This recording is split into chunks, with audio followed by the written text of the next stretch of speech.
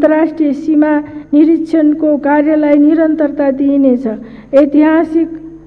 ऐतिहासिक सन्धि नक्सा तथ्य तथा प्रमाणका आधारमा कूटनीतिक माध्यमबाट मित्र राष्ट्र भारतसँगको सीमा सम्बन्धमा विगत लामो समयदेखि बाँकी रहेका र समयसम्म उठिरहेका विषयहरूको समाधान गरिनेछ। लिम्पियाधुरा, लिपुलेक र कालापानी क्षेत्र नेपालको भूमि हो र त्यसलाई प्राप्त गर्न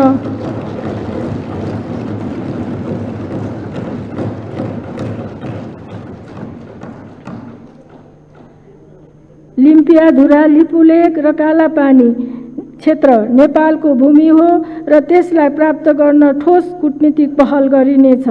तदनुरूप नै छुटेको भूमि समेत समावेश गरी नेपालको नक्सा जारी गरिनेछ।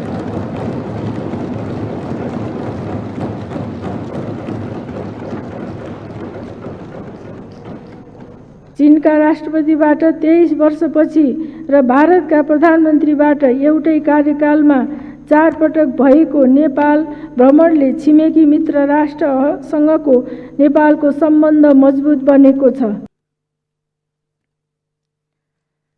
आफै विश्वव्यापी महामारीसँग जुझ्नु परिरहेको कठिन परिस्थितिमा समेत हामीलाई सहयोग पुर्याउने छिमेकी मित्र राष्ट्र एवं अन्य मित्र राष्ट्र र विकास साझेदारहरूको सराहना गर्दछु। माननीय सदस्यहरू, सङ्घीय लोकतान्त्रिक गणतन्त्र हामी नेपालीले 7 दशकभन्दा लामो सङ्घर्षबाट प्राप्त गरेको उपलब्धि हो। यो प्रणाली नेपाली जनता आफैले छानेर पठाएका प्रतिनिधिले लेखेको संविधानद्वारा संस्थागत गरिएको प्रणाली हो।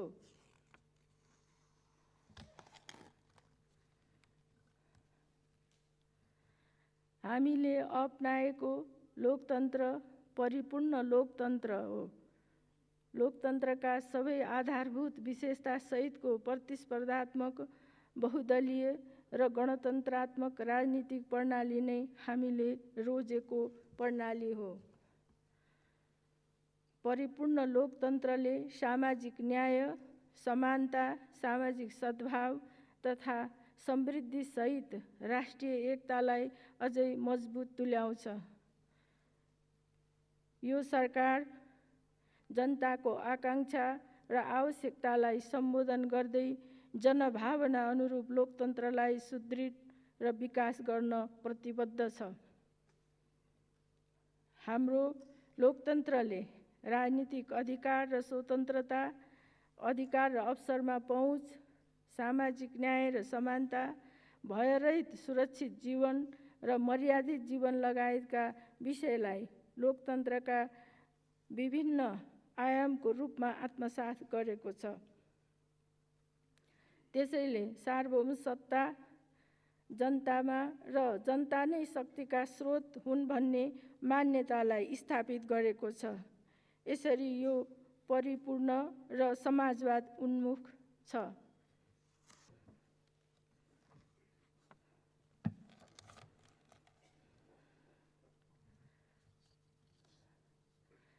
राजनीतिक स्थायित्वमा मात्रै नीतिगत निरन्तरता सुनिश्चित हुन्छ। नीतिको निरन्तरताले कार्यक्रमको सुसङ्गतिलाई निर्धारण गर्दछ र कार्यक्रमको कार्यान्वयनमा सुनिश्चितता प्रदान गर्दछ। तसर्थ राजनीतिक स्थायित्व मुलुकको दीर्घकालीन र अवरोधरहित विकासका लागि अत्यन्त महत्त्वपूर्ण हुन्छ। राजनीतिक स्थायित्वमा मात्रै जनमतको सम्मान हुन्छ। यसले राजनीतिक दलहरूलाई जनादेश अनुसारको भूमिका खेल्न उत्प्रेरित गर्छ। नेतृत्वको क्षमता अभिवृद्धि हुन्छ र देश, जनता तथा विकासप्रति थप चिन्तनशील तुल्याउँछ। आवधिक निर्वाचनका क्रममा हुने नेतृत्वको क्षमता र कार्य सम्पादन परीक्षणले नेतृत्वलाई अझ बढी जनउत्तरदायी बन्न उत्प्रेरित गर्छ। अन्ततः यसले लोकतान्त्रिक व्यवस्थालाई मजबुत बनाउँछ।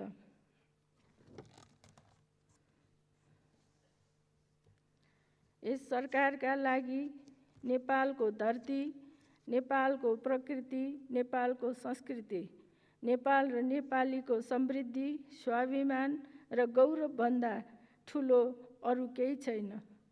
सरकारले आफ्ना सोच र कार्यहरूलाई नेपाली भूमि, प्रकृति, संस्कृति र नागरिकको संरक्षण, विकास र सदुपयोग गर्ने, समग्र विकासलाई तीव्रता दिने एवं नेपालीको मान, सम्मान, स्वाभिमान र गौरव बढाउने तर्फ पूर्ण इमान र सम्पूर्ण सामर्थ्यका साथ केन्द्रित गरेको छ।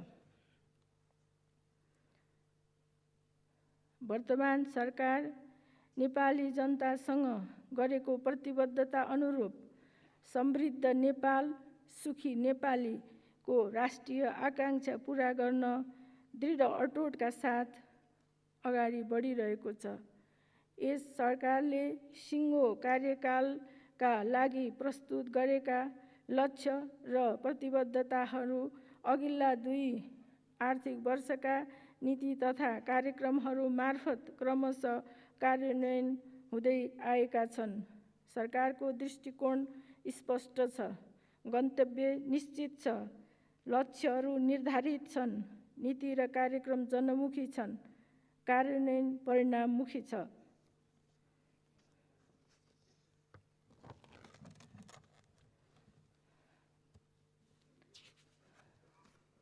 सरकार 2 वर्षको छोटो अवधिमै उत्साहवर्धक उपलब्धि हासिल गर्न सफल भएको छ। यस अवधिमा भएका सामाजिक विकास, भौतिक प्रगति र 14 भन्दा बढी विश्व सूचक तथा सूचाङ्कहरूमा नेपालले हासिल गरेको प्रगति नीतिगत निरन्तरता र कार्यक्रमको प्रभावकारिताको परिणाम हो।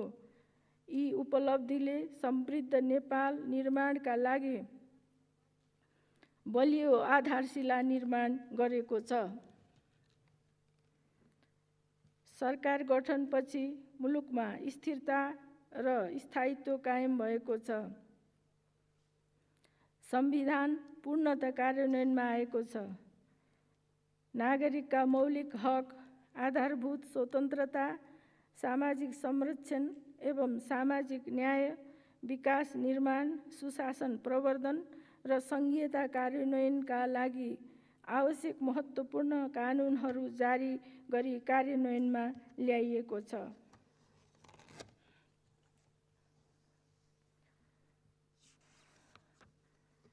सङ्घ, प्रदेश र स्थानीय तह क्रियाशील भएका छन्। सहकारिता र समन्वयको आधारमा सङ्घ, प्रदेश र स्थानीय तहको सर्वाङ्गीण विकासको योजना कार्यान्वयनमा ल्याइएको छ। अन्तर्प्रदेश परिषद र अन्तर सरकारी वित्त परिषद लगायतका संरचना क्रियाशील छन्। प्रदेश र स्थानीय तहको प्रशासनिक संरचना निर्माण, जनशक्ति व्यवस्थापन र कार्य सञ्चालन प्रणाली विकास गरी कार्यान्वयनमा ल्याइएको छ। वित्तीय हस्तान्तरणको वैज्ञानिक प्रणाली कार्यान्वयनमा ल्याई प्रदेश र स्थानीय तहहरूलाई आवश्यक स्रोत सुनिश्चित गरिएको छ। कोभिड-19 महामारीको सामना गर्ने क्रममा प्रदेश तथा स्थानीय तहबाट भएका कामले जनतामा ती निकायहरूको महत्त्व प्रस्ट्याएको छ।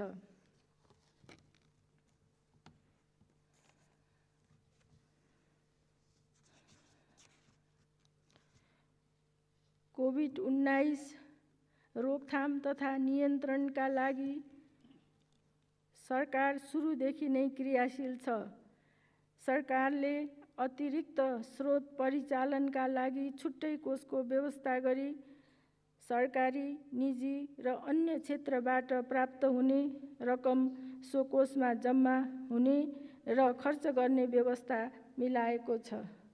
बन्दाबन्दीको अवस्थामा सरकारी संयन्त्र मार्फत समेत औषधि, खाद्य वस्तु लगायतका अत्यावश्यक उपभोग्य वस्तुहरूको सहज आपूर्ति हुने व्यवस्था गरिएको छ।